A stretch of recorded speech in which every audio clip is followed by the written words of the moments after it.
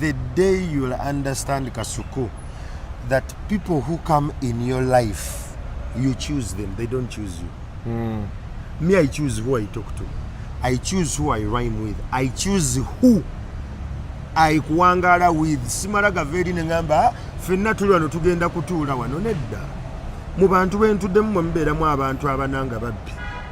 Buli nakuba ekifaananyi n'agamba kyamagyo namuna mu kifaananyi kino yatuyamba okumapinga abantu bano. Your space is your mental sanity. Bw'oba toprotectinze space mw'owangaalira abantu bagenda kuyisaamu ebintu bingi ebigenda okukaluubirira. Kyakubiri bw'okuuma ennyo space yo, you know the energy. Omanyi temulina energy. Okimanyi bw'oyenda mukyala w'amanya. Amanya atya? Because omukazi gw'oba naye gw'osinga okwagala ennyo alina energy gy'akuteekako mukyala we asobola ogifiiringa. Women, we can't feel it. But women can sense there is an energy around you that is not hers. Now, that is what your space is like. Olina abantu b'otunuulira n'ogamba omuntu ono simulinaako buzibu, but for some reason simuwuliriramu mirembe. I don't nga talina nakijja kukola. Now, that's the energy I'm talking about. Kati gojja kukkiriza buli agala okulaba, buli agala okwogera naawe omwe, you know, access to your space. Listen, your space is a sacred vicinity.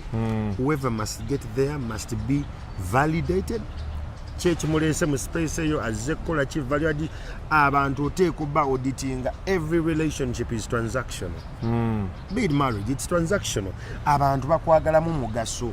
Kati bw'obeera awo nga gwe teweeronda ani akulinako access. Era akulinako access ku ki? You're pretty much a public good. Anyone can access you. Entiisa eri ku bakulembeze betutya mu nsi yonna. Entiisa bagikola for one thing. Accessibility. They are not accessible. Nengo ina bintu byagalo gamba mu 7 era buli gwa nze rendi naba mu 7 otandika no kirowooza because it's inaccessible.